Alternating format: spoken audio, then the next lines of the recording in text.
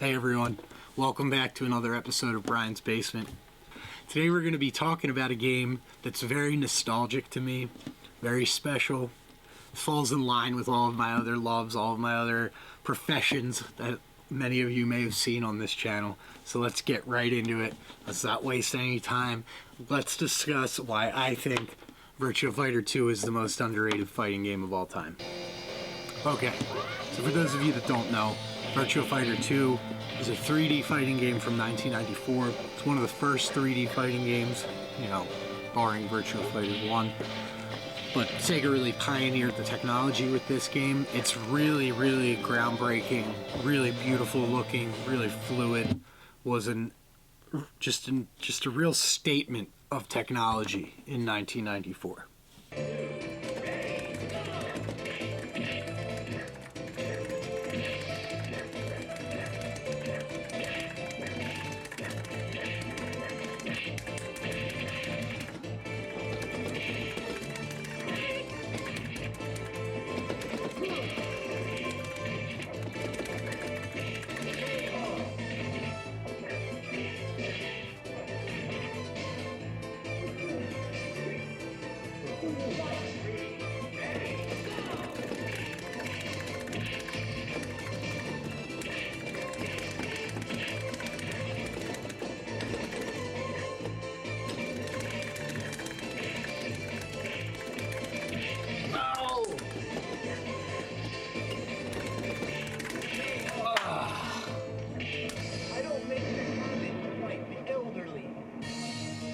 So for those of you that don't know, we'll touch on some more things about why I think the game is awesome, and we'll show some pictures of the cabinet so you can get an idea of how it looks, how it plays.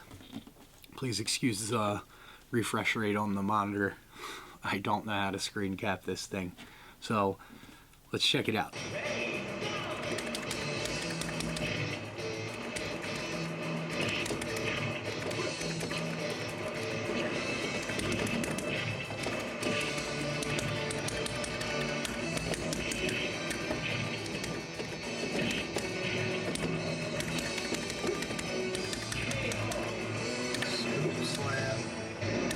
Anyways, why do I think this game is the most underrated fighting game of all time? I'll tell you why. In '94, when this game came out, it was so popular. I think it sold 50,000 units for the arcade, sold even more for the Saturn. It was like, I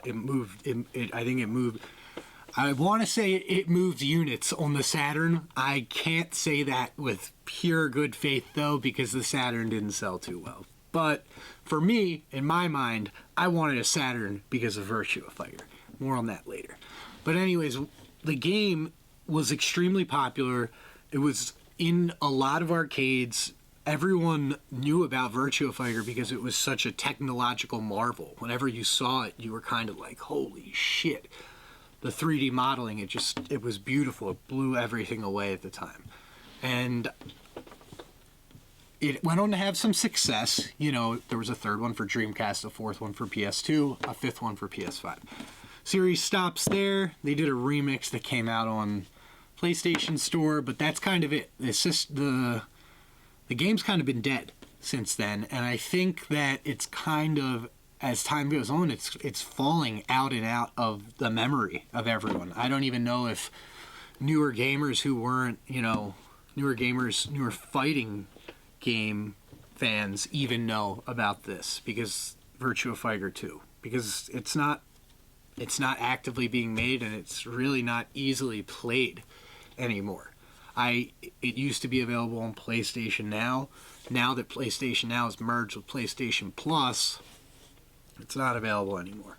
I think it's on Xbox, but I haven't checked there because I don't have an Xbox set up to verify that. So while it might be available in one of the big three, I feel like it should really be available on all three. There should be like a Sega Ages collection of Virtua Fighter 2 for like $7 on the Switch. I think that is really the answer. But whatever. Who am I? It's just kind of sad that a game that was so popular, so polished, so developed, so good, doesn't have any like modern remasters or ports. Like there's not even like, well, I think there's a port for PS2. I'd have to look. but there's not like a modern like collection. Like there should be like an AM2 collection that you can download, and it has all those games in it. But whatever. So that's like part of the reason why I think it's one of the most underappreciated fighting games, because it's been forgotten. And it's not like it's been forgotten because it's bad. It's just been forgotten because I guess Sega has other priorities and they're not making money off Virtua Fighter anymore. They've got other bigger fish to fry, make Yakuza games and stuff that people actually purchase. So I don't know. It kind of makes me sad to think that Virtua Fighter 2, a game that's so much fun and has so much to offer, is just kind of nowhere to be found. And on PlayStation now you can play it online. It was nice. It was cool. And it's just gone. So that kind of bums me out. And that really makes me just feel like it's an extremely underappreciated game.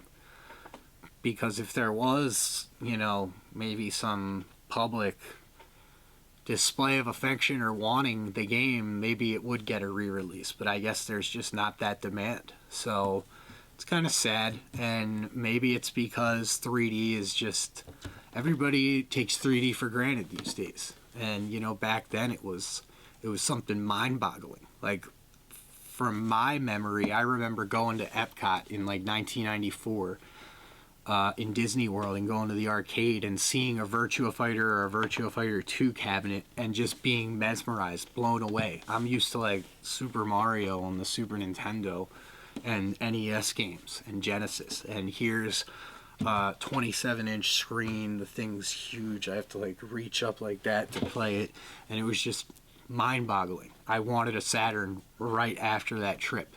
Didn't get one because it was $400 in 1994, but years later, when I did get one in like 2000, the first thing I picked up was Virtua Fighter 2. And it's still a great portal in there. It's really good. And it's just a shame that it's not available anywhere else, man. Like, why? Why is that? It sucks. I mean, there's like tournaments for like Street Fighter 2 and other old fighting games still, but I don't know if there's anything for VF2. There should be. It's definitely got that level of depth to it where I would want to watch some really good matches between some top players. So I don't know. So anyways, why I think this game is awesome, it's just, I'll give three reasons. And we already kind of touched on the graphics, so I won't harp on that too much, but the graphics are just incredible, very fluid. They did actual motion captures of martial artists to get the actual what you see on there. They did that like light bulb thing and captured the moves. So I really think it's awesome that it's not like someone's interpretation of martial arts. This is real martial arts. And there's a variety of styles. Let me stop and talk about that. There's 10 playable characters. Shundi, Drunken Master. Leon, who's Crane style. Lion or Leon. I think it's Leon because he's probably French. And then Pai and Lao, who are both like a Chinese type of style. Akira, who's basically Ryo from Shenmue. He's got like pit blow and all like the striking moves. He's called 8-Way Fist. And then